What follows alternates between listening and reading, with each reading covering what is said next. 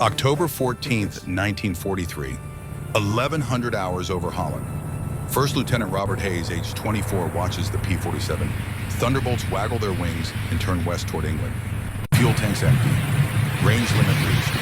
The escorts disappear into clouds, leaving 291 bombers alone in enemy airspace. Target Schweinfurt ball-bearing factories deep inside Germany. Same target that killed 60 bombers 2 months ago. Bobby touches the photograph taped to his instrument panel. Kate holding baby Helen, taken 6 months before deployment. Her smile frozen in black and white. His daughter's tiny hand reaching toward camera. He promised he would come home to them. But survival odds on this mission hover near 35%. By sunset, 60 aircraft will be gone. 650 men dead, missing, or captured. Bobby will survive Black Thursday. His co-pilot Bill Morrison will die in the seat beside him. And Bobby will spend the rest of his life asking why he lived when better men did not. But before we understand that moment, before we witness the day doctrine died and left American bombers defenseless over Germany, we must go back. Back to Dayton, Ohio. Back to the city where aviation became American innovation. Back to a boy who grew up believing machines could solve any problem and courage could overcome any obstacle. Back to the moment when Robert Hayes decided that staying home while other men died felt like cowardice, even though his work was essential. This is his story. The story of how American ingenuity and adaptation defeated rigid doctrine, how one aircraft changed the course of war, and how surviving when others died became burden heavier than any bomb load. Dayton, Ohio, March 15, 1919. Robert Hayes, born to Samuel and Margaret Hayes in the city where Wright brothers learned to fly. Third generation in Dayton. Aviation was not just industry here. It was identity. It was proof that Americans could dream impossible things and make them real through engineering and determination and refusal to accept limitations. Samuel Hayes worked at Wright-Patterson Air Force Base as civilian mechanic starting 1920, maintained aircraft engines, understood that machines have logic, that every problem has solution if you think methodically and refuse to panic. These lessons he taught his son not through lectures, but through example. Through letting young Bobby watch him diagnose engine troubles by sound alone. Through explaining that panic kills, but thinking saves lives. Through showing that respect for machines and understanding of physics matter more than bravado. Bobby grew up surrounded by aircraft and history, watched planes take off and land at Wright Field, heard stories about barnstormers and test pilots and men who pushed boundaries of what flight could achieve. First flew at age 14, an Army trainer with instructor who knew his father. Felt aircraft respond to controls. Felt freedom that came from leaving ground behind. Knew immediately this was what he wanted. Not fixing aircraft like his father. Flying them. High school passed in blur of mathematics and baseball and dreams of sky. Bobby was good student. Better at numbers than words. Played pitcher for Dayton Central High. Learned to stay calm under pressure. Learned that control matters more than power. That precision beats aggression when stakes are high. These lessons would save his life over Germany, but he did not know that yet. Just knew he loved the moment when everything depended on making right decision in seconds available. 1935 brought something more important than baseball or mathematics or even flying. Brought Catherine Sullivan. Kate, age 15, daughter of school teacher, Irish Catholic family. Bobby was Protestant, but families approved because both saw good character mattered more than denomination. She had brown hair and green eyes and quiet strength that reminded Bobby of his mother, but softer somehow. She listened when he talked about flying, did not mock his dreams, did not suggest he should be practical, and study engineering at university like his mother wanted. Just believed in him when institutions would later reject him. They courted properly through high school and college years. Kate attended Ohio State University studying education. Bobby worked at Wright-Patterson as mechanic apprentice, saving money for flying lessons. Got private pilot license 1939, commercial license 1940, logged hours whenever possible. Dreamed of flying for airlines or military or anywhere that would pay him to do what he loved. December 1940, he proposed. Simple proposal, no grand gesture. Just honest question asked in her parents' living room with both families present. She said yes immediately. They married June 1941 in Dayton. Small ceremony, family and close friends, Reception in church basement with coffee and cake. Not fancy, but filled with love and hope and belief that future held good things for young couple willing to work hard. Kate became pregnant by August. Bobby working steadily at Wright-Patterson. Good job. Essential civilian work. Draft board classified him deferred because aircraft maintenance was critical to defense buildup. When Helen was born, March 1942, Bobby held his daughter thinking about responsibility and future and what kind of world she would inherit. War had come to America 4 months earlier. Pearl Harbor changed everything. Young men were dying in Pacific and preparing to die in Europe. Bobby was safe at home with wife and baby, an essential job. Should have felt grateful. Felt guilty instead. Last Sunday dinner before everything changed happened June 1941, week before wedding. Kate's aunt made traditional American Sunday meal. Not fancy cooking, just family food done right with love and attention. Fried chicken golden and crispy from cast iron skillet. Corn on the cob with butter melting into kernels. Mashed potatoes smooth and rich. Green beans from garden still crisp and bright. Apple pie cooling on windowsill filling small house with cinnamon and sugar and promise of sweetness after main meal. Bobby sat at table with Kate and her aunt and his father Samuel. Smell-filled dining room. Smell that meant home and safety and America and everything worth preserving. His father said something Bobby would remember during every mission. Your son, when you are overseas eating whatever they give you in mess hall, remember this. Remember what home tastes like. Remember what you are fighting for. Bobby bit into chicken, crispy skin giving way to tender meat. Taste that would haunt him in England when eating powdered eggs and burnt toast. Taste that would represent everything he was risking, everything he might lose, everything worth surviving for. Kate smiled at him across table, promised she would make this meal every Sunday when he came home from war he had not yet joined. He promised he would come home to eat it. Simple promises that carried weight neither fully understood yet. Weight of possibility that one of them might have to keep promise alone. December 1942 brought decision point.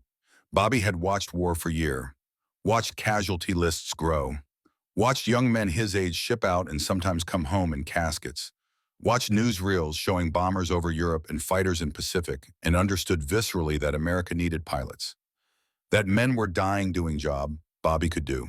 That staying home safe while others died felt increasingly like moral failure, even though his work was essential and his deferment legitimate.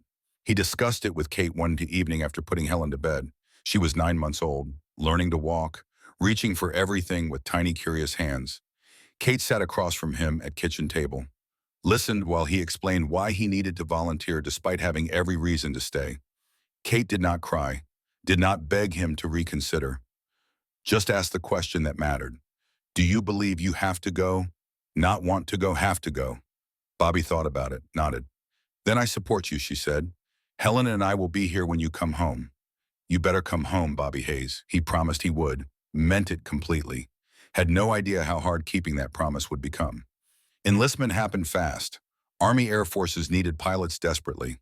Bobby's civilian flight time and mechanical background made him ideal candidate, passed physical. Passed aptitude tests, signed papers. Shipped to Randolph Field, Texas for flight training, January 1943. Left behind wife and daughter and father in city where aviation began. Carried with him photograph of Kate holding Helen. Carried his father's compass from Great War. Carried belief that courage and skill could overcome any obstacle. War would teach him that belief was both true and insufficient. If this history matters to you, if you or someone you love served in the 8th Air Force, take a moment to like and subscribe. And if you have stories about the men who flew these missions, about Black Thursday or the bomber crews who faced impossible odds, share them in comments. We read every single one. These stories must not be forgotten. The sacrifice was too great. The lessons too important. The men too brave to let their memory fade into silence. Flight training at Randolph Field revealed both Bobby's strengths and the gaps in his preparation. He was 23, older than most cadets who were 19 or 20 fresh from universities. They were quick with mathematics and navigation theory, comfortable with military discipline and hierarchical command.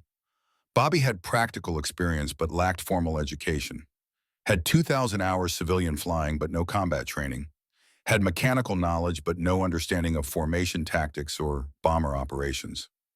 His instructors noticed immediately that Bobby flew differently than academy graduates. Smoother, more precise, calm under pressure. Natural feel for aircraft that could not be taught, but also too cautious, too methodical, lacking the aggressive instinct that fighter pilots needed. One instructor wrote in evaluation, "Excellent aircraft control and judgment. Recommend heavy bombers rather than fighters. Temperament suited to steady flying and crew command rather than dogfighting." Bobby did not mind, understood himself well enough to know instructor was right. He was not natural fighter, was natural pilot who stayed calm when others panicked, who thought through problems rather than reacting on instinct, who valued precision over aggression. Heavy bombers needed that temperament, needed aircraft commanders who could lead 10-man crews through hours of combat, who could make life and death decisions while staying focused on mission. That he could do. Qualification on B-17 Flying Fortress happened at Maxwell Field, Alabama, May through June 1943. 4 engines, 10-man crew, aircraft bristling with 50 caliber machine guns and capable of carrying 6,000 pounds of bombs deep into enemy territory. Learning to fly it was learning to conduct orchestra. Every crew member had role. Every station had responsibility. Pilot coordinated everything, made decisions that kept everyone alive or got everyone killed. Weight of that responsibility settled onto Bobby's shoulders and never left. Crew assignment was supposedly random, but bonds formed immediately anyway. Army put 10 strangers together and told them they would live or die as unit. Somehow it worked. Somehow 10 men from different backgrounds and different parts of country became brothers in weeks. Second Lieutenant William Morrison became Bobby's co-pilot and best friend almost instantly. Bill was 25 from Boston, third of 7 children in Irish Catholic family. Father was cop, mother was nurse. Bill was loud where Bobby was quiet, confident where Bobby was careful. Joked constantly to cover fear everyone felt but few admitted. First thing he said to Bobby was simple promise that became prophecy. "We are going to win this war. Get drunk in Paris, then go home and raise families." Bobby wanted to believe him, would spend rest of life wishing Bill had been right. Second Lieutenant James Chen navigated. 23 years old from San Francisco. Chinese-American. Parents owned grocery store. Chen graduated Stanford with mathematics degree. Brilliant mind that could calculate courses in fuel consumption and wind drift in his head faster than most men could with slide rule. Faced discrimination but never complained. Just did his job better than anyone else and let competence speak louder than prejudice. Bobby trusted him completely. Trusted that Chen would always know where they were and how to get home. That trust was earned and never betrayed. Second Lieutenant Thomas Jackson handled bombs. 24 from Texas. Former high school teacher who volunteered after Pearl Harbor. Careful and precise. Took responsibility of dropping explosives seriously. Understood that every bomb either shortened war and saved lives or missed target and wasted sacrifice. Told Bobby once that he thought about students back home every time he aimed Norden bomb site. Thought about keeping them safe by destroying German war machine. That sense of purpose kept him focused when fear might have paralyzed. Technical Sergeant Patrick O'Brien was flight engineer and top turret gunner. 26 from Brooklyn. Longshoreman before war. Knew B-17 mechanically better than anyone Bobby ever met. Could diagnose engine problems by sound. Could fix almost anything with whatever parts were available. Kept crew laughing with constant stream of jokes and stories and commentary on absurdity of military life. His humor was shield against terror. His skill was reason they survived mechanical failures that killed other crews. Staff Sergeant Frank Kowalski operated radio. 22 from Chicago, Polish family, played accordion in barracks. Music lifted spirits when nothing else could. Quiet but utterly dependable. Kept them connected to each other and to command into world beyond bomber. His calm voice on intercom during combat steadied everyone. His messages home to families maintained connection to reason they fought. Staff Sergeant Michael Rodriguez manned ball turret. 19 from Los Angeles. Mexican-American. Youngest crew member. Small enough to fit in ball turret's cramped sphere suspended below fuselage. Wrote his mother every day. Carried rosaries she gave him. Protected bomber from below with vigilance that came from knowing how vulnerable they were. Would lose arm on Black Thursday but survive. Would teach Bobby that living with disability beats dying whole. Sergeants Robert Murphy and Joseph Sullivan were waist gunners. Murphy was 21 from Georgia. Red hair earning nickname obvious to everyone. Sharpshooter who hit what he aimed at. Calm under fire. Sullivan was 21 from Minnesota. Ice hockey player. Tough and resilient. They covered flanks together. Developed wordless communication that let them coordinate without speaking. Became brothers who protected each other, an entire crew. Sergeant David Harrison manned tail gun, 20 from Pennsylvania, coal miner's son. Youngest except Rodriguez. Last line of defense. Watched rear constantly. Fearless in way that came from youth and ignorance and determination not to let crew down. Would survive war and live long life and attend every reunion and remember friends who did not make it. Naming the aircraft became crew ritual. Bobby let everyone vote. O'Brien suggested Brooklyn's Revenge. Rodriguez suggested LA Lightning. Chen suggested something mathematical that no one understood. But Bobby showed them Kate's photograph, showed them wife holding daughter, explained he was flying this war to get back to them, asked if anyone objected to Kate's courage's name. Silence fell over crew. Then Morrison spoke with unusual seriousness. Perfect name, Captain. We are all flying for someone. Your Kate represents all of them. Every man nodded. Vote was unanimous. Kate's courage was painted on nose. Kate's face painted by crew member who had been artist before war. Photograph became talisman, symbol of what they fought for. Reminder of home waiting if they survived. August 1943 brought deployment to England. Ship convoy across Atlantic. 11 days of submarine scares and seasickness in crowded conditions. Finally Liverpool. Train to East Anglia. RAF Polebrook in Bedfordshire, and home of 351st Bomb Group 8th Air Force. Nissen huts cold and damp. English weather perpetually gray. RAF crews who had already switched to night bombing after discovering daylight raids were suicide. British pilots warned Americans directly. You will learn, they said.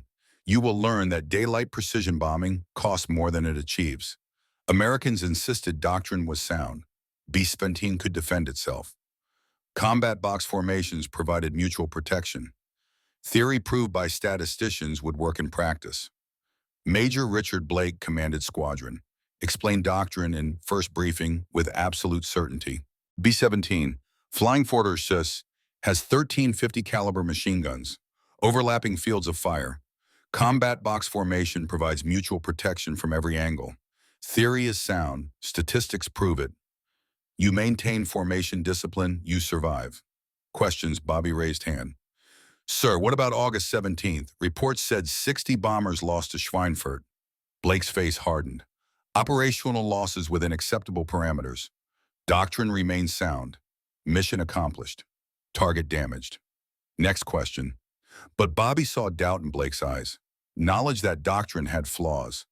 That admitting it meant admitting command sent men to die for broken theory. That hundreds of deaths might have been prevented if someone had questioned assumptions earlier. Blake was good officer trapped by bad doctrine. Would eventually adapt. But not before more men died, proving what British already knew. First combat mission came September 6, 1943. Target was Stuttgart, Germany. Short range. P-47, Thunderbolt escort entire way.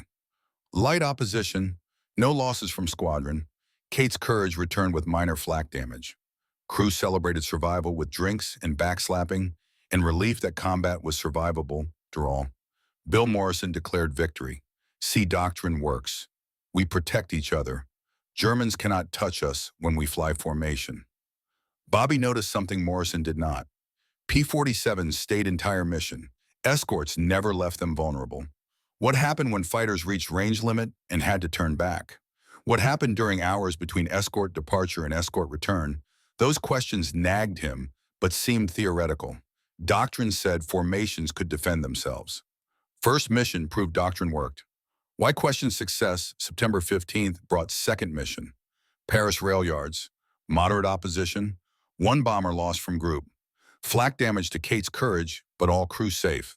Starting to feel routine. Starting to believe 25 missions was achievable. Starting to think about going home to Kate and Helen. September 27th shattered that confidence. Target was Emden, Germany.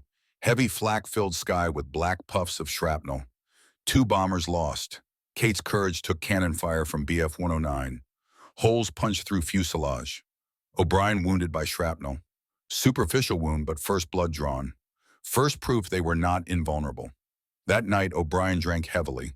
Sat with Bobby outside barracks staring at stars. Captain, I saw that 109 coming straight at us.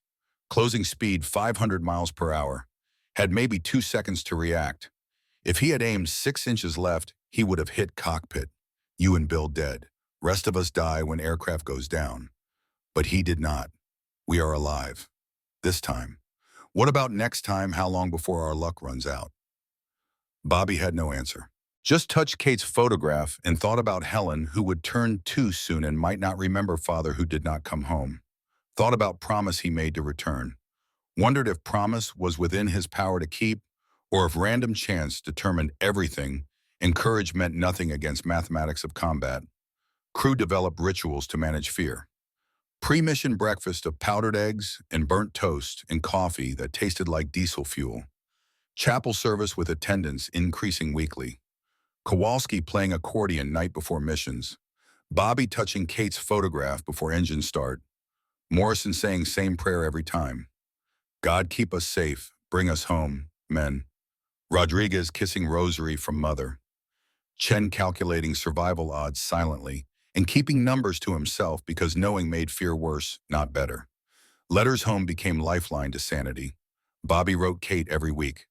Dearest Kate, September 20th, 1943. 3 missions complete. 22 to go. We are doing well. Kate's courage lives up to her name. Crew is best in Air Force. Bill keeps us laughing. O'Brien keeps engines running. Everyone does job. I think about you and Helen every moment. Kiss our baby for me. I will be home before you know it. All my love, Bobby. Kate wrote back with news from home. My darling Bobby, October 1st. Helen is walking now. Points at sky whenever airplane flies over. I tell her Daddy is up there keeping us safe. Your father visited yesterday. Very proud of you. Says you are doing what Wright brothers would have done. Fighting for freedom through air power. I miss you every day. Come home safe to us. All our love, Kate and Helen. October 10th, Berwick briefing that changed everything. Colonel Foster addressed assembled crews with announcement that sent chill through room. Gentlemen, you heard about August 17th, mission to Schweinfurt. 60 bombers lost. Some call it failure. I call it necessary sacrifice. Target was ball-bearing factories. We damaged them. Cost was high. Strategic value justified losses. Bobby listened thinking 60 bombers meant 600 men. Families destroyed. Futures erased. How did mathematics justify that? Foster continued without acknowledging silent question. Schweinfurt still produces nearly half of Germany's ball-bearing supply. Without ball bearings, German tanks cannot rotate. Turrets, aircraft propellers cannot spin, submarines cannot operate. Destroying these factories could shorten war by months, maybe years. Save thousands of Allied lives in long run. In 4 days, October 14th, we strike Schweinfurt again. Morrison whispered to Bobby, 60 bombers lost. Same target. They expect different result, Bobby whispered back. Definition of insanity. But orders were orders. Survival was matter of luck now. Doctrine had failed in August. Would fail again in October. But no one with power to change it was willing to admit that yet. Men would die proving what should have been obvious. That courage alone cannot overcome bad strategy. That rigid doctrine kills when reality demands adaptation. 3 days of preparation followed. Crews studied target photographs. Schweinfurt Industrial District. 5 major ball-bearing plants. Heavily defended by 88mm flak guns and Luftwaffe bases with experienced pilots who had perfected tactics against B-17 formations. Chen calculated distances grimly. 420 miles from England to Schweinfurt. P-47 range approximately 275 miles, meaning unescorted for 150 miles inbound, 3 hours over target and return 150 miles outbound. 3 hours alone in German airspace. O'Brien summarized what everyone thought. 3 hours alone against experienced German fighters. Lovely. Rodriguez said his mother was praying for them. Jackson said they all needed prayer now. Morrison tried to joke but fell flat. Even his humor could not lighten weight, pressing down on everyone who understood mathematics of what was coming. October 13th night before Black Thursday. Kowalski played accordion in barracks. Sad Polish folk songs. Men wrote letters home to be opened if they did not return. Bobby wrote final letter to Kate with hands that shook slightly. My dearest Kate, October 13, 1943. Tomorrow we fly to Schweinfurt. Same target that cost 60 bombers in August. I will not lie to you. This is dangerous mission. Most dangerous yet. But Kate's courage is ready. Crew is ready. I am ready. If you are reading this after telegram from War Department, know that I died doing what I believe was right. Fighting for freedom. Fighting so Helen grows up in a world without tyranny. I love you more than words can express. Kiss our daughter. Tell her daddy loved her. And Kate, if I do not return, please try to forgive me for leaving you. I had to go. All my love forever, Bobby. He sealed letter, gave to Chaplin with instructions to send only if he did not come back. Chaplin took it without speaking. Had stack of similar letters. Knew that tomorrow some would be mailed and families would weep and futures would end. Cost of war measured in sealed envelopes and folded flags and children who would grow up fatherless. Morning came too soon. Wake up at 0400 in fog so thick Bobby could not see across dispersal area. Breakfast at 0445. Mess hall packed. Powdered eggs like yellow paste with no flavor. Toast burnt on edges and raw in middle. Coffee tasting like oil and mud and desperation. Bobby could not eat. Stomach knotted tight. Morrison ate double portions, declaring that dying on full stomach was better than dying hungry. O'Brien called it Irish logic and tried to laugh, but sound came out wrong. Chapel service at 0530. Small building packed with every crew, every denomination. Protestant chaplain led. Catholic priest gave blessing. Jewish rabbi said Kaddish for those about to risk everything. Bobby prayed silently. God, if you are listening, bring us home. Bring us all home. Let me see Kate and Helen again. Please. Simple prayer from man who was not particularly religious. Prayer born of fear and hope and desperate need to believe someone controlled chaos approaching. Briefing at 0615 revealed what everyone already knew. Target Schweinfurt ball-bearing plants. Expected opposition heavy. Escort P-47 Thunderbolts to Dutch coast inbound from Dutch coast outbound. Unescorted over Germany for hours.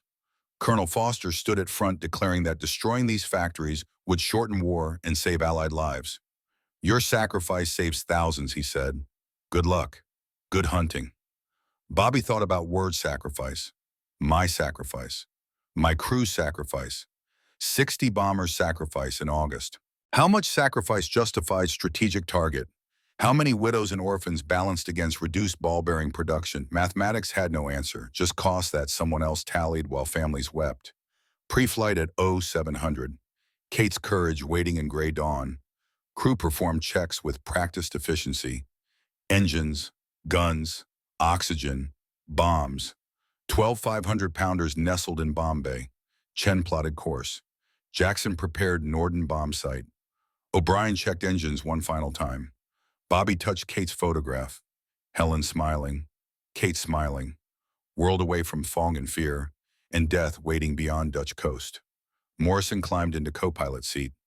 Ready. Captain, ready as we will ever be, Bobby answered. Morrison grinned, but expression was forced. We will make it. Too stubborn to die. Bobby wanted desperately to believe him. Wanted to believe courage and skill mattered more than random chance. Wanted to believe that doctrine worked and formations protected and good men survived while bad doctrine got corrected. But deep inside knew that none of that was true. Knew that in 3 hours Morrison might be dead. That in 3 hours he might be dead. That mathematics and violence cared nothing for courage or love or promises made to wives waiting home. Engine started at 0745. 4 Wright Cyclone radials roaring to life. Smoke and thunder. Kate's courage trembling with power. Bobby ran through checklist. Everything green, everything ready, everything except doctrine that would fail and leave them defenseless and kill 60 crews before sunset turned sky red over England. 291 bombers took off from multiple bases. Formed up over England and process taking nearly 2 hours. Combat boxes forming high, middle, low. Mutual protection. Theory sound on paper. Reality about to demonstrate fatal flaws. Kate's courage held position in middle of formation. Protected above and below according to doctrine, or so theory promised. Reality would prove otherwise. They crossed English coast at 1000 hours. Left safety behind, North Sea below, Holland ahead. P-47 Thunderbolts joined. 50 fighters escorting 291 bombers. Good odds, for now. For a brief window before mathematics of fuel and range reasserted control, Bobby flew formation, maintained position, followed doctrine, believed in system designed by men smarter than him with more experience and better information. That belief would shatter at 1100 hours when escorts turned back and doctrine died, leaving them alone in sky that belonged to enemy who had perfected art of killing flying fortresses. 1100 hours over Holland. Bobby watches P-47 Thunderbolts waggle wings and farewell signal pilots have come to dread. Fuel gauges reading empty. Range limit reached. No choice but to turn back toward England. Escorts bank west and disappear into cloud layer, leaving 291 bombers alone in hostile sky. Silence falls over intercom. Everyone thinking same thought, nobody speaks aloud. We are alone now. 3 hours until escorts return. 3 hours in most dangerous airspace in world. 3 hours when survival depends on doctrine that failed in August and will fail again today. 11:13 brings first attack. Harrison and Tail calls out with voice tight with fear. Fighters high 6 o'clock coming fast. Messerschmitt Bf-109s diving from 30,000 feet. 4 ship formations. German tactics perfected over years of combat. They know B-17 weaknesses. No nose is vulnerable because forward guns belong to Bombardier who cannot track targets closing at 500 miles per hour. No frontal attack is key to breaking formations. Know exactly how to kill flying fortresses and have proven it 60 times in August. They hold fire until 300 yards. Close enough that missing is impossible. Far enough that defensive fire has not yet concentrated. Then unleash 4 20mm cannons simultaneously. Effect is catastrophic. Flashes look like sparks on anvil. Impact sounds like metal tearing. Explosions that turn aluminum into shrapnel and men into casualties in fractions of seconds. First bomber dies almost instantly. Aircraft in formation ahead takes cannon shells directly into cockpit. Both pilots killed. Bomber rolls inverted. Falls. Breaks apart in midair. Bobby watches pieces tumbling. Wings separating from fuselage. Tail spinning. Men falling. 4 parachutes bloom white against gray sky. 6 men dead trapped inside wreckage, or knocked unconscious by impact or killed outright by cannon fire. Mathematics of violence playing out with precision that makes it no less horrible. O'Brien on intercom voice breaking. Jesus Christ. Bobby forces calm into reply he does not feel. Eyes forward. Maintain formation. But horror has just begun. This is opening move in battle that will last hours, that will kill hundreds, that will prove doctrine is fatally flawed and courage alone cannot overcome bad strategy. 11:20 brings Focke-Wulf 190s from flanks, wave after wave, Germans using mass formations, 8 10-12 aircraft attacking simultaneously, overwhelming defensive fire. Some get through gaps, some absorb punishment and keep coming. Some explode when 50 caliber rounds find fuel tanks or ammunition. But for every German hit, 2 more appear. Luftwaffe has committed everything to stopping this raid, has positioned squadrons along entire route, has coordinated refueling and rearming so fresh fighters replace exhausted ones, has turned sky over Germany into killing ground where American bombers die in steady stream. Red Murphy and right waist gunfires, steady bursts, hot brass shells flying, cordite smoke choking. Sullivan in left waist calls out, victory, got one. FW-190 going down trailing smoke. But celebration is brief because 3 more appear where 1 fell. Mathematics favor defenders. Germans can land refuel rearm attack again. Americans must fly straight course deep into enemy territory with no respite and no reinforcement. 11:30 brings moment. Bobby will replay in nightmares for rest of his life. 20mm cannon shell punches through number 3 engine. Explosion, fire. Bobby's hand moves to feathering button on instinct, stops propeller, cuts fuel, Fire dies, but engine is gone. Now flying on 3 engines. Speed drops, formation pulling ahead. Bill Morrison voice urgent. We are falling behind. Bobby throttles remaining engines to maximum. Keep up. If we fall behind, we die. All bomber crews know this truth. Stragglers are killed. Luftwaffe hunts wounded aircraft like wolves hunt wounded deer. Swarm them from every angle. Overwhelm defensive fire. Finish them methodically. Falling behind formation is death sentence. Bobby coaxes every bit of power from 3 remaining engines. Kate's courage shudders with strain, but holds position. Barely. 11:35 brings first casualty. Rodriguez in ball turret calls out calmly despite pain that must be excruciating. I am hit. Left arm, bleeding pretty bad. O'Brien responds immediately. Can you get out? Rodriguez voice steady, negative. Turret jammed, I am staying down here. Bobby orders Kowalski to help. Frank climbs through narrow access into ball turret, sees blood. Rodriguez's left arm shredded by shrapnel. Bone visible. Artery pumping blood with each heartbeat. Jesus, Mikey. Rodriguez, age 19, voice shaking but controlled. Just stop bleeding, I can still shoot. Kowalski applies tourniquet with hands slippery with blood. Stops arterial flow.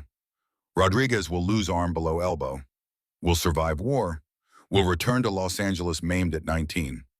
Will spend rest of life with prosthetic and phantom pain and memories of this moment, but will live. That is victory measured in lowest possible terms. Survival when death seems certain. Living diminished when alternative is not living at all. 11:40 brings Morrison's death. Bobby sees BF-109 diving from 11 o'clock high. Frontal attack, aimed directly at cockpit. Calls out warning. Bill fighters front. Both men see it. Cannot evade without leaving formation. Cannot shoot because forward guns are bombardier's responsibility, and Jackson is busy with navigation. Just watch death approach at 500 miles per hour. Watch and hope German pilot misses or gets hit by defensive fire or makes mistake. None of that happens. German pilot holds fire with discipline that speaks to training and experience. 200 yards, 100 yards, fires. 20-millimeter cannon shells walk across nose plexiglass, through windscreen, into cockpit. One shell hits Bill Morrison in chest, explodes. Morrison's body jerks violently. Blood sprays across instruments, across Bobby's face in uniform, across everything. Bill tries to speak, cannot. Eyes wide with shock and disbelief and recognition that he is dying. That promise made months ago about drinking in Paris was lie told to keep fear manageable. That he will never see Boston again, or his parents, or his 6 siblings, or anything except inside a bomber over Germany. Bobby screaming, Bill, Bill, but Morrison is already gone. Body slumps forward onto controls. Bobby pushes corpse back into seat with hands shaking. Blood everywhere. On throttles, on yoke, on photograph of Kate and Helen. He tries to focus, keep flying, keep crew alive. But best friend is dead in seat beside him, and there is no time to grieve because mission continues and formation demands discipline, and showing weakness might break crew morale. O'Brien on intercom voice breaking. Captain is Bill. Bobby cuts him off with voice flat and hard. Morrison is dead. Stay sharp, keep fighting. Silence on intercom. Everyone processing. Everyone understanding that it could have been them. That random chance determines who lives and dies. That courage means nothing against cannon shells traveling faster than sound. Hours blurred together. Noon to 1400. 2 more hours to target. Luftwaffe relentless. Some German pilots fly 3 sorties against same bomber stream. Land at forward bases. Refuel in minutes. Rearm. Takeoff. Tack again. They have advantage of position and supply and determination to defend homeland. Americans have only doctrine that promises mutual protection but delivers isolated aircraft getting picked off one by one. More bombers fall. Memphis Belle II explodes when Bombay takes direct hit. 6,000 pounds of explosives detonating an instant. Aircraft simply ceases to exist, becomes cloud of debris, and human remains raining down over German countryside. Liberty Lady loses tail to cannon fire. Spins down in flat spin that crushes crew with G-forces, no parachutes. All 10 men dead before impact. Iron resolve catches fire, burns for agonizing minutes while men bail out into sky lit by flames consuming friends. Some parachutes open, some do not. Watching is torture, but Bobby cannot look away, cannot stop counting, cannot stop thinking that Kate's courage could be next, that his name could be next on casualty list, that Helen could grow up fatherless because doctrine failed and no one with the power to change it was willing to admit failure. 1440 brings Schweinfurt at last. City appears through clouds. Industrial district visible. 5 ball-bearing plants. Smokestacks. Factories. Target that cost 60 bombers in August and will cost 60 more today. Anti-aircraft guns open fire immediately. 88mm flak. Black puffs everywhere. Each burst a ball of shrapnel that can shred aluminum like cloth. That can kill men instantly or wound them horribly or disable aircraft so they limp home hours later and crash trying to land. Jackson calls out from bombardier position. Steady, Captain. Bomb run beginning. Bobby must fly straight and level for 3 minutes. No evasion, locked into Norden bomb sight discipline. Every instinct screams to dodge and weave and make aircraft hard target. But precision requires stability. Missing target means wasting sacrifice, means mission failure, means men died for nothing. So Bobby flies straight despite flak bursting around them, despite holes appearing in wings and fuselage, despite Red Murphy calling out that he is hit by shrapnel. Superficial but bleeding. Everyone bleeding now, everyone damaged. But mission continues because stopping means failure, and failure means deaths were meaningless. Jackson voice tense with concentration. Bombs away, bombs away. 12 500-pounders drop from bomb bay. Kate's courage lurches upward. Lighter without bomb load. Bobby banks hard immediately, away from target, toward home. 400 miles to England, through sky still full of fighters and flak. Every mile bought with blood. Every minute gamble against mathematics that favor defenders. Chen provides heading. Course 090, England bearing 090. Bobby turns to heading. Heading 090, let us go home. But hardest part remains. German fighters continue assault until ammunition runs dry. Some pilots fly 4 sorties, keep attacking until physically cannot continue. American bombers streaming back toward England are wounded animals. Germans hunt them with methodical violence perfected over years. 1,500 to 1,700 hours become test of endurance.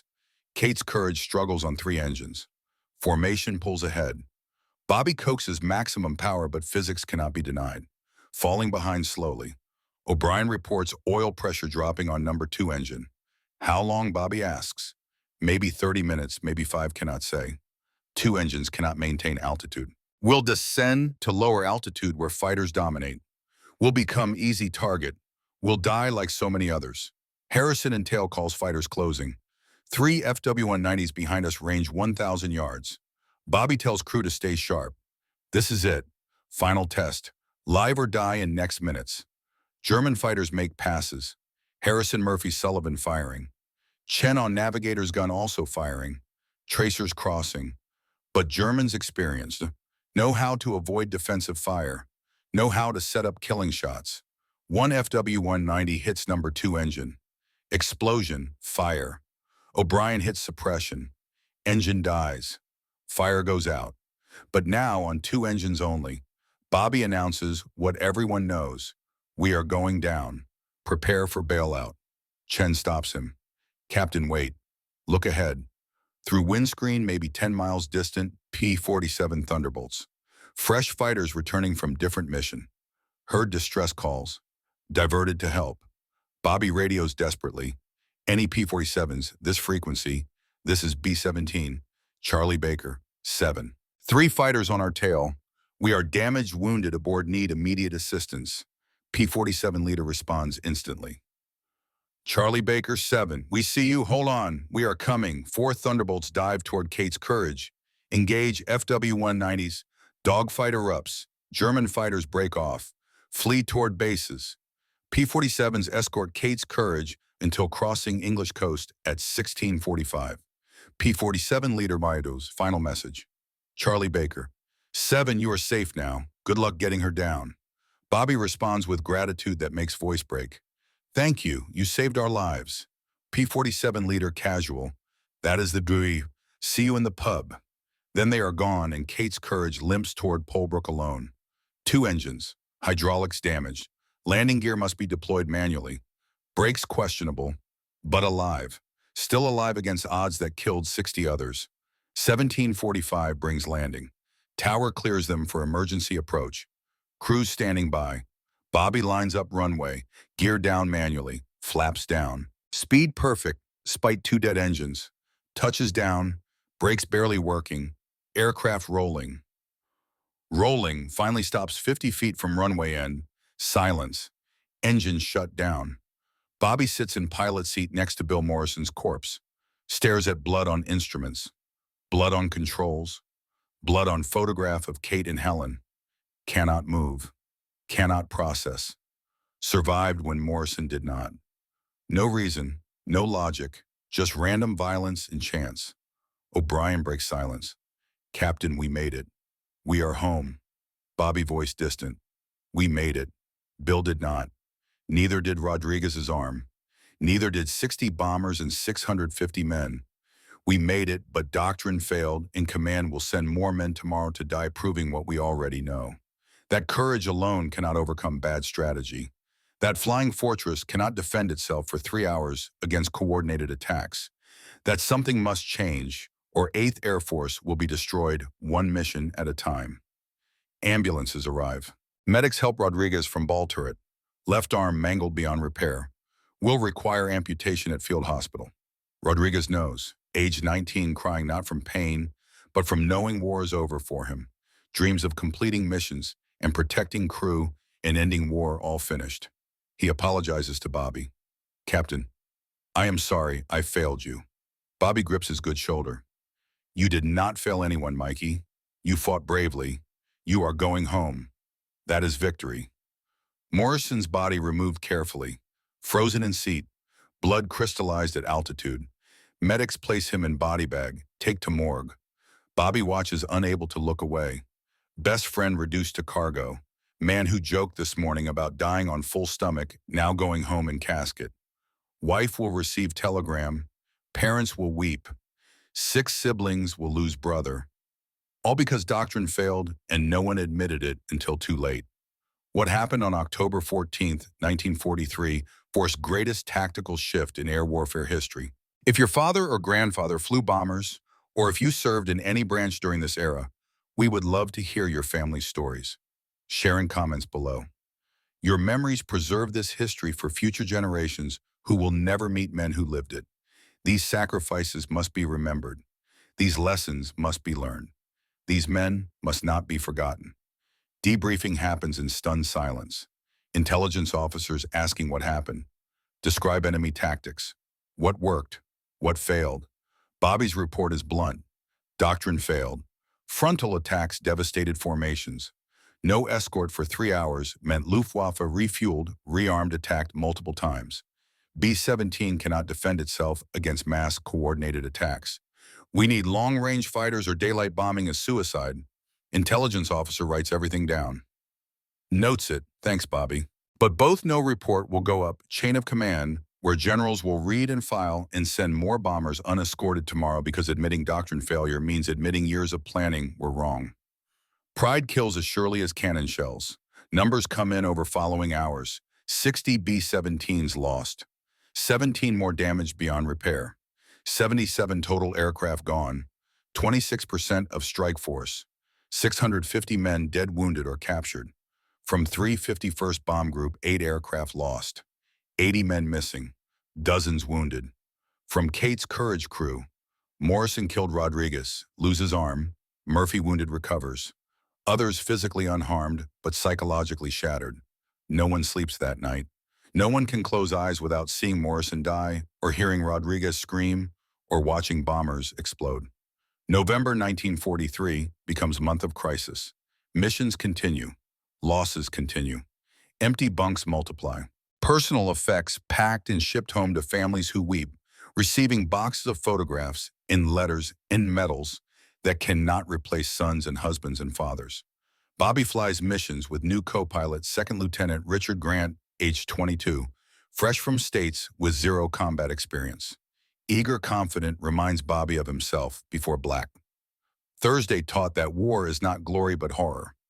Grant does not understand yet when he says, "Captain Hayes, honored to fly with you, heard about Black Thursday that you are a hero." Bobby's response is harsh. "I am not hero, I am survivor. Heroes are dead, Grant will learn. Everyone learns eventually. Those who survive long enough to learn become careful and methodical and haunted. Those who do not learn die quickly, still believing courage matters more than tactics." Missions pile up through November and December. Bremen twice with heavy losses. Paris with moderate losses. Each mission odds roll. Each mission some crews do not return. Bobby's mental state deteriorates. Nightmares every night. Morrison dying, Rodriguez screaming, bombers exploding, wakes in cold sweat, drinks heavily between missions. O'Brien notices, Chen notices, Jackson notices. No one says anything because everyone understands. Fear is constant companion now. Question is not whether you are afraid, but whether you can function despite fear. December brings winter weather that grounds operations. Fog, rain, snow making flying impossible. Crews wait, drink, play cards, write letters. Try not to think about fact that spring will bring more missions, more death, more mathematics, playing out with bomber crews as variables in equation that calculates acceptable losses. Bobby writes Kate in mid-December, "Dearest Kate, weather has grounded us. Strange to feel grateful for snow and fog. But every day not flying is day I stay alive. We have lost so many men since Black Thursday. Squadron deployed with 30 crews now down to 18. Replacements arrive weekly but do not survive long. I have 12 missions remaining. 12 times I must roll dice. I do not know if I will make it, Kate. I want to believe I will. But every mission odds get worse. I love you. I love Helen. If I do not return, please tell her I tried. All my love, Bobby." January 6, 1944. Brings change. Lieutenant General James Doolittle assumes command of 80th Air Force. Famous for Tokyo Raid in 42. Experienced combat pilot. Understands air warfare intimately. First briefing to all crews is revelation. "Gentlemen, I have read after action reports from Black Thursday and every mission since. Current doctrine is failing. Bomber losses unsustainable. We are losing air war. I am changing strategy immediately. First fighters no longer restricted to close escort. You are authorized to sweep ahead, engage enemy, wherever found, pursue to destruction. Second, P-51 Mustang now operational. Range 1,650 miles with drop tanks. Can escort bombers to Berlin and back. Luftwaffe will have nowhere to hide. Third, we will hunt German fighters on ground. Strafe airfields. Destroy aircraft before they take off. Air superiority will not be granted. It will be taken by force." Question. Bobby raises hand. "Sir, when do we start?" Doolittle's answer is immediate. "Next time weather clears. Prepare for Operation Argument. We are going to break Luftwaffe in 1 week." Room erupts, not cheering exactly, but release of tension that has built since Black Thursday. Finally, someone willing to admit doctrine failed. Finally, someone willing to change strategy. Finally, hope that surviving might be possible. P-51 Mustang arrives at nearby fighter bases in late January. Bobby sees them land. Sleek, silver, beautiful. Merlin engine, speed and range and performance that changes entire calculus of air war. Meets P-51 pilot at Officers Club. Captain John Mitchell, age 24 from Kansas. Former crop duster before war. Says he heard about Black Thursday. 60 bombers lost. That is why we are here. Give you boys fighting chance. Bobby asks question that matters. Can you really escort us all the way to target? Mitchell grins. All the way to Berlin if needed. Luftwaffe is about to learn what American innovation looks like. Bobby feels something he has not felt since October. Hope. Real hope based not on doctrine or theory, but on aircraft that can actually do job. When I was kid, people said bomber will always get through. They were wrong. Bomber needs fighter. We need you. Mitchell's response is promise. We will not let you down. February 19th brings briefing for Operation Argument. Big week. Coordinated bombing campaign against German aircraft factories. 6 days. Maximum effort. Goal: destroy Luftwaffe's ability to replace losses. Force remaining fighters into battle where P-51s will destroy them. Colonel Foster explains stakes. This is largest coordinated air offensive of war. Thousands of bombers, hundreds of fighters. We will hit them everywhere simultaneously. They cannot defend everything. Some of you will not return, but those who do will have changed this war. Bobby has flown 11 missions since Black Thursday, 14 total, 11 to go. Big week means 6 missions in 6 days, 6 times rolling dice. Odds of surviving all 6 statistically low, but also P-51 escort all the way. Maybe odds improved. Maybe doctrine finally works when combined with technology adequate to task. February 20th begins big week. Target Leipzig aircraft assembly plants. Kate's courage in formation. Bobby in left seat. Grant in right. Crew nervous but ready. Takeoff. Formation assembly. Cross North Sea. P-51s join over Holland. But this time they do not turn back. They stay. Cross into Germany. Stay with formation. Protect flanks and altitude in every approach. Luftwaffe attacks, but P-51s engage immediately. Dogfights across sky. German fighters falling. Some P-51s falling too, but bombers reaching target with minimal losses. Kate's courage drops bombs on Leipzig factories. Turns for home. P-51s still escorting, all the way back to England. Land at 1700. Entire crew survives. 0 casualties. First mission with 0 casualties since before Black Thursday. O'Brien voice filled with wonder. Captain, did you see those Mustangs? Germans could not touch us? Bobby allows himself a small smile. 1 day down, 5 to go, but feels different now. Feels like survival might be possible. Like doctrine combined with adequate technology might actually work. Like coming home to Kate and Helen might be future instead of fantasy. 6 days blur together. Brunswick, Oschersleben, Schweinfurt, Rostock, Regensburg. Some days heavy opposition, some days light. But always P-51s there, always protection. Always fighters engaging Germans before they reach bombers. Loss rates drop from 25% to 3%. Crews begin believing they might survive tours. Morale transforms. Hope returns.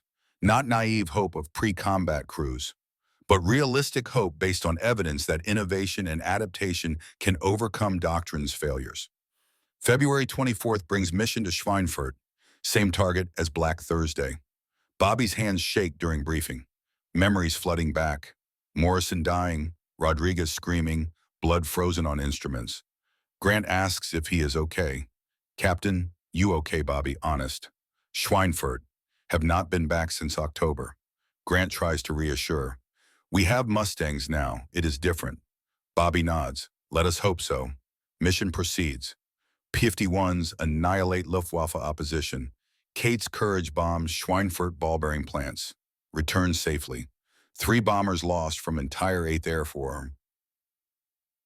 8th Air Force compared to 60 in October. That is what P-51 means. That is what innovation means. That is difference between doctrine alone and doctrine supported by technology adequate to mission. Big week ends February 25th. Results staggering. American losses, 226 bombers, 28 fighters. High number but sustainable. German losses, 355 fighters destroyed in air. 100 plus destroyed on ground. 100 plus irreplaceable veteran pilots killed. German aircraft production disrupted for months. Luftwaffe training program crippled by fuel shortages. Strategic air superiority shifting visibly to allies. Bobby writes Kate February 28th. Dearest Kate, just completed 6 missions in 6 days. Lost count of bombs dropped and fighters destroyed. New P-51 Mustang has changed everything. We are winning air war. I can feel it. Germans cannot replace losses.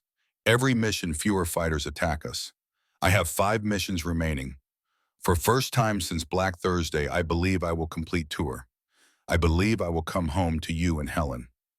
Hold that thought. I love you both more than life. Bobby. 5 missions. March through May are almost routine compared to Black Thursday. Berlin, Brunswick, Friedrichshafen, Munich, Cologne. P-51 escort entire way every time. Luftwaffe conserving strength. Germans have almost no fighters left. Mathematics that favored them in October now favor allies. America's industrial capacity produces replacements faster than Germany can destroy them. Germany's losses cannot be replaced because pilots and fuel and time all run out simultaneously. May 12th brings Mission 25. Final mission. Crew knows, ground crew knows, squadron knows. Kate's Courage knows art includes 24 bombs painted. We'll add 25th tonight if they return. Target Cologne rail yards. Routine mission. Expected losses minimal. Briefing matter of fact. Return time predicted with confidence unimaginable in October. Bobby's crew assembled. Grant survived big week. Chen original crew 25 missions. Jackson wounded once recovered 25 missions. O'Brien original crew 25 missions. Kowalski original crew 25 missions. Murphy wounded once recovered 25 missions. Sullivan original crew 25 missions. Harrison original crew 25 missions. Newball turret gunner replacing Rodriguez. 9 men who survived when so many did not. Mission proceeds routinely. P-51 escort. Light flak. No fighters. Bomb drop. Turn home. Land safely 1,600 hours. Bobby shuts down engines. Sits in cockpit. Grant says, "We made it, Captain." We actually made it. Bobby thinks about Bill Morrison. About Rodriguez. About 60 bombers on Black Thursday. About every empty bunk and folded flag and telegram to families. We made it. Too many did not. But sitting here breathing and bleeding and broken means something. Means doctrine can work when supported adequately. Means innovation matters. Means surviving gives you responsibility to make it mean something. Ground crew paints 25th bomb on Kate's Courage. Squadron throws party. Bobby gets drunk. Cries for Morrison. For Rodriguez. For everyone who died so he could live. O'Brien sits beside him in darkness outside barracks. "Captain, it is not your fault you survived." Bobby knows logically that is true. But knowing and feeling are different. Why me and not them? O'Brien has no answer because there is no answer. No fault, no reason. Just war. Just randomness. You did your job. You kept us alive. That is all you could do. Bobby voice breaking. Was it enough, O'Brien? Steady. We are here. We are alive. That is victory. June 1st, 1944 brings orders home. Tour complete. 25 missions. Rotation stateside. Bobby and surviving original crew receive papers. Grant stays with new crew. Kate's Courage assigned to new pilot. Bobby walks out to aircraft one final time. Touches nose where Kate's face is painted. Touches each bomb symbol. 25 missions.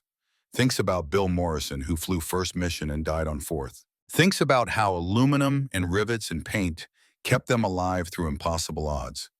How something mechanical became sacred through shared survival. O'Brien finds him standing there. Saying goodbye, Captain Bobby nods. She kept us alive. Took hits. Lost engines. Brought us home every time. O'Brien gentle. She is just aluminum and rivets, sir. You kept us alive. Your decisions. Your flying. Bobby disagrees quietly. I flew. She carried. We both did our part. That is how survival works. Everyone doing their part and luck favoring you just enough. Transport ship crosses Atlantic in 11 days. Reverse of deployment journey, but different men now, aged beyond years. Seen things that cannot be unseen. Changed by violence and loss and mathematics of survival. Chen asks what Bobby will do stateside. Hug my wife. Hold my daughter. Try to forget. Chen quiet. Can you forget, Bobby? Honest. No, but I can try. We'll spend rest of life trying. Trying to forget Morrison's blood. Rodriguez's screams. 60 bombers falling. Will fail at forgetting but must try anyway because remembering everything means going mad. June 15th arrives with New York Harbor visible. Statue of Liberty rising green against blue sky. America. Home. Safety bought with blood of 26,000 airmen who will never see this sight.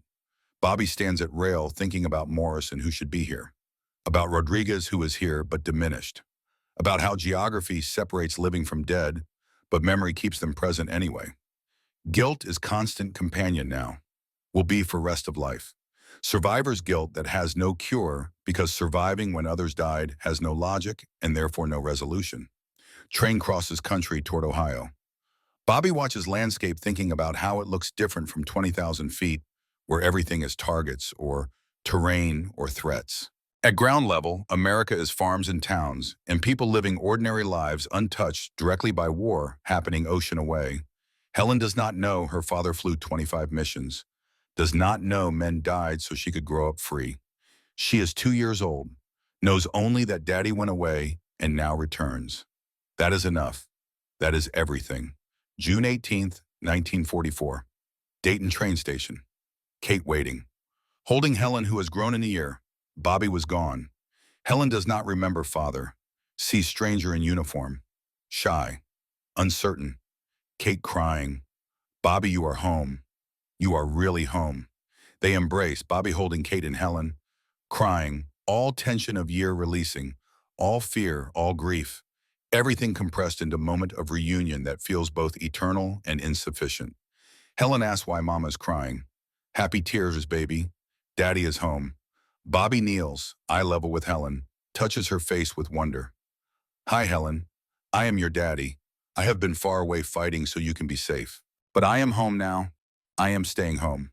Helen studies him, reaches out, touches ribbons on uniform. Daddy, yes, baby. Daddy. Helen hugs him. Bobby holds daughter thinking about Morrison, who will never hold his children, about Rodriguez, who came home maimed, about how this moment was bought with their sacrifice, and he will spend rest of life trying to deserve it. First night home, everything feels wrong. Too quiet, too safe, too normal. Bobby jumps at car backfire, cannot sleep. Nightmares of Morrison dying, explosions, falling bombers, wakes screaming. Kate holds him, says nothing. Just holds him when terror makes sleep impossible. This will be patterned for months, for years. For rest of life, actually, though nightmares will become less frequent. We'll learn to function despite them. We'll learn that surviving means carrying ghosts and making peace with fact, that peace is impossible. Kate cooks exactly what she promised 3 years ago. Sunday dinner, same as June 1941. Different world ago. Fried chicken crispy and golden from cast iron skillet. Corn on cob with butter melting into kernels. Mashed potatoes smooth and rich from real cream. Apple pie still warm, cinnamon smell filling small kitchen. Normal American family dinner. But Bobby cannot eat. Hands shaking, staring at chicken. Kate asks what is wrong. Bobby voice hollow. Morrison loved fried chicken. Talked about his mother's recipe all the time. Said first thing he would do after war was eat her cooking. He died before tasting it again. And here I am, eating this. Why do I get this when he does not? Kate takes his hand. Because you survived. Honor him by living well, by enjoying this, by being grateful. Bobby tries, takes bite, tastes exactly as he remembered, but different. Because Morrison's ghost sits at table, because Rodriguez lost arm, because 650 men died on Black Thursday so Bobby could eat fried chicken in Ohio. Taste of home is taste of survival, taste of guilt. Food now carries weight it never had before. Every meal is a reminder that he lives while others died, that coming home was privilege denied to thousands. That gratitude and grief are inseparable when survival is random rather than earned. July brings trip to Boston, visit Morrison's family, Patrick and Mary Morrison. 6 siblings, all wanting to know how Bill died. Bobby sits in their kitchen, Irish Catholic home, crosses on walls, photos of Bill everywhere. Young, smiling, alive in photographs, dead in Bobby's memory. Patrick asks Bobby to tell them about their son. Bobby chooses words carefully. Bill was brave, best co-pilot I ever flew with. We were on bombing run to Schweinfurt. German fighter attacked. Bill died quickly, did not suffer, saved rest of crew by staying at controls. Mary Morrison crying. Was he scared? Bobby lies because truth serves no purpose. No, ma'am. Bill was never scared. He believed in our mission, believed we were fighting for freedom. He died for that belief. Truth is, Bill was terrified every mission, joked to hide fear, died instantly, probably feeling nothing. But parents need heroic narrative. Bobby gives them that. gives them version of son's death that makes it bearable, that makes sacrifice seem meaningful rather than random. Patrick says something that Bobby will remember. "Thank you for bringing our boy home." Bobby confused. "I did not bring him home, sir. He died over there." Patrick gentle. "You brought him home in your memory, in your testimony. That is enough." Bobby gives them Bill's final letter, written before Black Thursday to be opened if he died. Family reads together, crying, grateful. Bill's letter says, "If you are reading this, I died fighting for America. I am not sad. I am proud. Tell my family I love them. Tell Bobby Hayes he was best pilot I ever flew with. Tell him to live well. That is all I ask." Bobby leaves Boston carrying Bill's words. Live well. How does one live well when survivor's guilt crushes every breath? How does making it home when friend died become anything other than cosmic injustice? No answer exists. Just imperative to trauma, to make survival mean something, to honor dead by refusing to waste life they were denied. Bobby does not know how to do that yet, but will spend decades learning. August brings trip to Los Angeles. Visit Rodriguez, age 20 now, home with family, missing left arm below elbow, living with parents, working grocery store. Rodriguez greets Bobby warmly. "Captain Hayes, you completed your tour." Bobby grips his good shoulder. "Because you protected us from ball turret Mikey. You saved us." Rodriguez shakes head. "Until I got hit and left you exposed." Bobby firm. "You fought wounded, stayed in turret with tourniquet on arm. You were brave." They walk to park, sit on bench. Rodriguez's missing arm obvious. Bobby tries not to stare. Rodriguez asks if Bobby thinks about Black Thursday. "Every day. Me too. I see that 109 coming, feel shrapnel hit, smell my blood. Then I wake up and arm is still gone." Bobby apologizes. "I am sorry, Mikey." Rodriguez cuts him off. "Why you did not shoot me? Germans did, war did, not your fault. I was pilot. Your safety was my responsibility." Rodriguez insistent. "And you got me home alive. With one arm, yes, but alive. My mother lights candle for you every Sunday. Thanks God you brought her son home."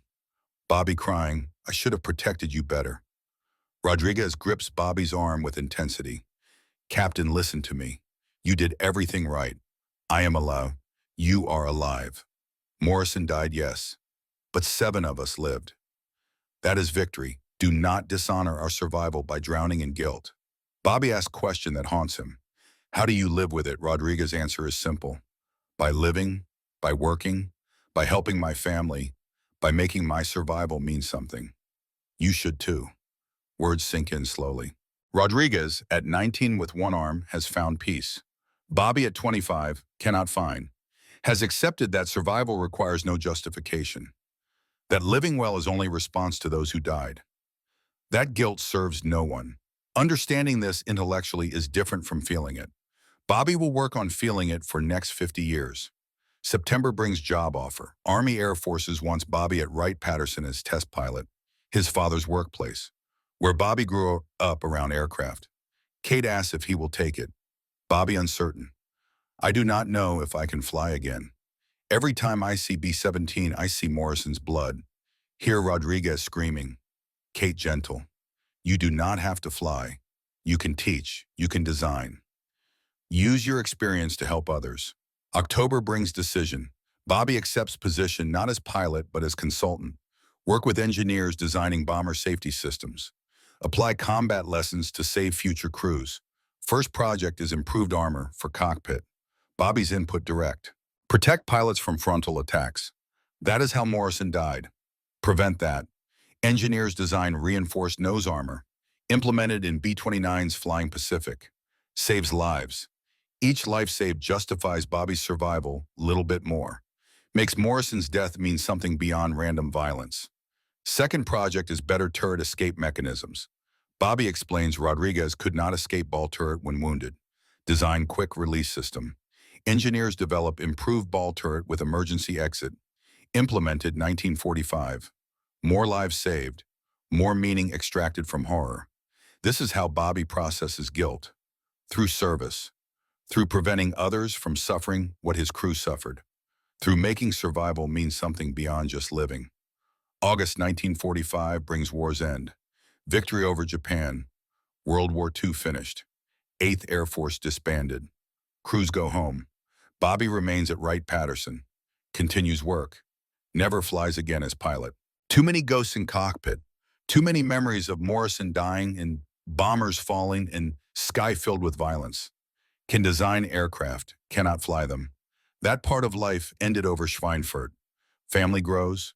Margaret born 1946. Robert Jr. born 1948. Suburban life. Bobby commutes to Wright-Patterson. Designs systems. Comes home to Kate and children. Tries to be present. Sometimes succeeds. Sometimes drifts to October 14th, 1943, and cannot return for hours. Kate learns to recognize when he is gone. Learns to give him space. Learns that loving survivor means accepting he carries pieces of war that cannot be shared. Thanksgiving becomes ritual. Every year. Turkey, stuffing, mashed potatoes, cranberry sauce, pumpkin pie, apple pie, traditional American feast. But Bobby cannot eat without thinking. Morrison loved Thanksgiving, talked about his mother's cooking, will never taste it again. Rodriguez sits at different table with one arm. 650 families have empty chairs. Bobby has full table and living children and wife who loves him. Gratitude mixes with guilt every November. Thanks God for blessings, asks forgiveness for surviving. Wonders if either emotion is appropriate or if just living is enough. Bobby Hayes and 26,000 American airmen gave everything to win air superiority over Europe. If you knew veterans like Bobby, men who served and came home and lived quietly without seeking recognition, please share their stories in comments. We want to honor greatest generation before their voices are lost forever. What story will you share? What memory will you preserve? These men deserve to be remembered, not just as statistics, as fathers, brothers, sons, friends, human beings who faced impossible odds and did their duty anyway. 1960s bring perspective. Military historians analyze World War II. Consensus emerges. P-51 Mustang was decisive weapon. Enabled daylight precision bombing. Destroyed Luftwaffe. Made D-Day possible. Bobby watches documentaries thinking one aircraft changed entire war. Innovation and adaptation beat rigid doctrine. If P-51 arrived 6 months earlier, Morrison might have lived. Rodriguez might have both arms, but cannot change past. Can only learn from it. Can only apply lessons to prevent future deaths. Can only make sacrifice mean something by refusing to repeat mistakes. 1973 brings interview with military historian coincidentally named Robert Hayes, no relation. Asks about Black Thursday, Bobby, age 54, responds carefully. Black Thursday was necessary tragedy. Proved doctrine was broken. Forced command to adapt. Without that disaster, P-51 might not have been prioritized. So Morrison and 599 others died teaching lesson we should have learned beforehand. Historian asks if it was worth it. Bobby firm, no death in war is worth it. But their deaths forced change that saved thousands after. So maybe it meant something. That is all I can hope. 1980s bring reunions. Annual gatherings of 351st Bomb Group survivors. Numbers dwindling each year.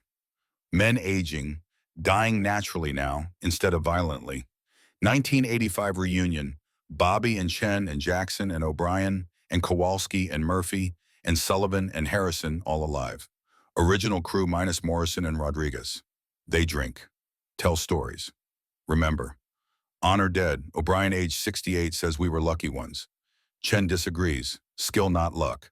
Hayes was best pilot in 8th Air Force. Bobby shakes head. Luck, we all know it. Right mission, right time, right decisions, right luck. Nothing more. Jackson challenges. Does it matter? We lived. We served. We remember. That is enough. 1991 brings Rodriguez's death. Heart attack. Age 67. Los Angeles. Bobby attends funeral. Sees one armed man in casket. Remembers 19-year-old in ball turret. Eulogy Bobby gives is truth. Mikey Rodriguez was bravest man I ever knew. Fought wounded, protected crew, went home with one arm but never complained. Lived full life, worked hard, raised family. His sacrifice in war and grace after both inspire me. He told me once, make your survival mean something. I have tried, Mikey. I hope I succeeded. 1994 brings 50th anniversary of Black Thursday. October 14th, Bobby, age 75, travels to England. Memorial service at Mattingley Cemetery where Morrison is buried. Few survivors left, maybe 20 from entire mission. They stand at cemetery. Remember, chaplain reads names. All 650 killed or missing. Takes nearly 2 hours. Bobby hears Second Lieutenant William Morrison, Boston, Massachusetts, cries. After service, survivors talk. One pilot says we changed war that day. Our loss forced command to adapt. Another says we did not change anything. P-51 changed it. Bobby synthesizes both. Both true. Our loss proved doctrine failed. P-51 proved innovation succeeds. Together we won air war. But price was too high. Will always be too high. No victory justifies 650 deaths in single day. March 20th, 1995, brings Bobby's death. Age 76, home in Dayton. Kate holding his hand. Children and grandchildren present. Last words are message. Tell the crews I tried to live well. Tell Morrison I never forgot him. Tell Rodriguez his sacrifice mattered. Kate voice breaking. They know Bobby. They all know. Bobby dies thinking about October 14th, 1943. About 1,100 hours when P-47s turned back. About Morrison dying. About Rodriguez screaming. And about 400 miles home on two engines with corpse in co-pilot seat. About miracle of survival. About weight of living when others died. About 50 years trying to make it mean something. About whether he succeeded. Eyes close. Heart stops. Journey ends where it began. Dayton. City where aviation became American innovation. City where boy dreamed of flying. City where man learned that surviving means carrying ghosts and trying anyway. March 25th brings funeral. Wright-Patterson Air Force Base Chapel. Military honors. Flag-draped casket. Honor guard. Rifle salute.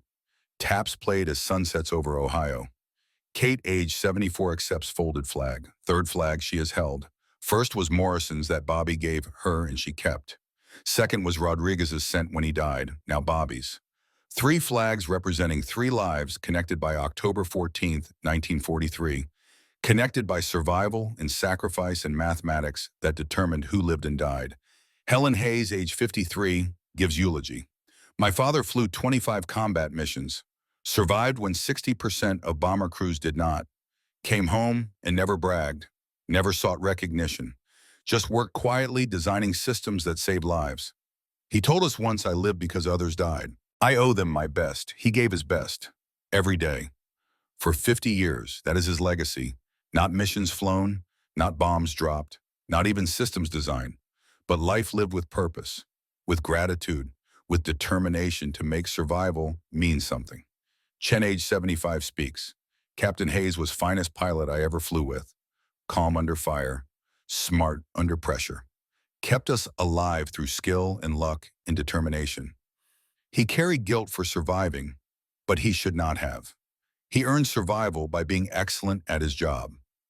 I am alive today because Bobby Hayes was my pilot. My children exist because he made right decisions in impossible circumstances. Thank you, Captain. Rest well. You earned it. Jack Mitchell, P-51 pilot, age 75, speaks. I met Bobby Hayes January 1944. He was broken man after Black Thursday. Told me he did not think he would survive. But then P-51 arrived. We escorted his missions, kept Luftwaffe away. Bobby completed tour, went home. Lived full life. That is what P-51 was for. To give men like Bobby fighting chance. I am proud we succeeded. Fair winds, Bobby. You were one of good ones. 4 P-51 Mustangs fly overhead. Missing man formation, one breaks off. Climbs into clouds. Symbolic of Bobby joining those who went before. Crowd watches. Some crying. Veterans saluting. Understanding, symbol. Understanding that every generation loses heroes. That remembering them is sacred duty. That telling their stories keeps them alive in a way that matters. Burial at Dayton National Cemetery. Bobby buried with military honors next to empty plot reserved for Kate. Headstone simple. Robert Hayes, 1st Lieutenant USAAF. March 15, 1919 to March 20, 1995. B-17 pilot. 351st Bomb Group. flew 25 missions, came home, lived well. 4 lines summarizing 76 years. Accurate, complete, insufficient. Because how do you summarize man who survived Black Thursday and spent 50 years making it mean something? How do you capture weight of carrying Morrison's death and Rodriguez's sacrifice? How do you explain that living when others died became burden and purpose simultaneously? You cannot. You just mark grave and remember and tell story so others understand what was given and what was lost and what endures. October 14th, 2024, 80th anniversary of Black Thursday, RAF Polebrook, now civilian airfield. Memorial service, historians, veterans' families, aviation enthusiasts. Helen Hayes, age 82, attends representing father, brings artifacts. Bobby's flight jacket with bloodstains still visible. Kate's photograph taped to instrument panel all those years. Father's compass carried every mission. Morrison's flag kept by Bobby 50 years. Display shows Kate's courage combat record. 25 missions, 147 combat hours. 14 German fighters damaged or destroyed by crew. 2 casualties. 247 holes from flak and fighters. 3 engines replaced, never failed to return from mission. Record of survival against odds. Historian gives speech. Black Thursday, October 14th, 1943, was darkest day in 8th Air Force history. 60 bombers lost, 650 casualties. Doctrine failed catastrophically, but failure taught lessons. Forced adaptation. Prioritized P-51 Mustang development. Changed fighter tactics. Within 4 months, air superiority shifted decisively to Allies. Men like Robert Hayes survived Black Thursday carrying guilt. Why them and not others? No answer, just randomness of war. But they used survival so well, designed better aircraft, taught new pilots, honored fallen through living purposefully. P-51 Mustang was technological marvel, but men were moral marvel. They flew into impossible odds. Many died, some survived. Those who survived made it mean something.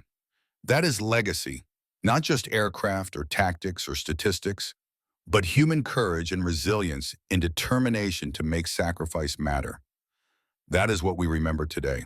Helen speaks final words. My father flew 25 missions because P-51 Mustang gave him chance to survive. But he lived 50 more years because he chose to make survival mean something. He designed safety systems. He helped others. He never forgot those who died. He carried their memory with grace and humility. Black Thursday killed 650 men, but their deaths forced change that saved thousands after. That is not redemption. Nothing redeems war deaths, but it is meaning, and meaning is all we can ask from tragedy. My father would say, remember the fallen honor, the living learn the lessons, never repeat the mistakes. That is how we make history matter. P-51 Mustang flies overhead, silver against blue sky. Symbol of innovation that changed war. Symbol of human ingenuity, defeating rigid doctrine. Symbol of hope that arrived just in time for men like Bobby Hayes. Engine sound fades, silence returns. Memorial ends, people disperse. But story continues. Continues in every pilot who learns from Black Thursday. Continues in every aircraft designed with crew safety paramount. Continues in every family that exists because grandfather survived when doctrine finally worked. Continues in memory that refuses to let sacrifice become mere statistic. October 14th, 1943. 60 bombers fell from sky over Germany. 650 men died or were captured. American doctrine failed catastrophically. But failure taught what success never could. Adaptation matters. Innovation matters. Long-range fighter escort matters. Lives matter more than theory. P-51 Mustang arrived January 1944. By May, air superiority belonged to Allies. D-Day became possible. Victory became inevitable. 26,000 American airmen died winning that victory. Their sacrifice earned freedom. Their legacy endures in a world they never saw but made possible through blood and courage and refusal to surrender despite impossible odds. Robert Hayes flew for them, lived for them, honored them by designing systems that saved others. He was one crew among thousands, one survivor among millions. But his story represents all who fought, all who fell, all who carried weight of survival. Black Thursday was disaster, but disaster taught lessons that changed history. That is meaning, not glory, not redemption, just hard-earned wisdom bought with blood and carried forward by those who lived to remember, by those who refused to let sacrifice become meaningless, by those who understood that surviving when others died creates obligation. Obligation to live well, to make it mean something, to never forget. Bobby Hayes met that obligation for 50 years, every day, until Journey ended where it began, home in Dayton, where aviation became American innovation, where boy who dreamed of flying became man who learned that surviving means more than just living, means honoring dead by refusing to waste life they were denied. That is legacy worth preserving. That is story worth telling. That is memory that must not fade, not while anyone remains who understands what was given, what was lost, what endures despite everything.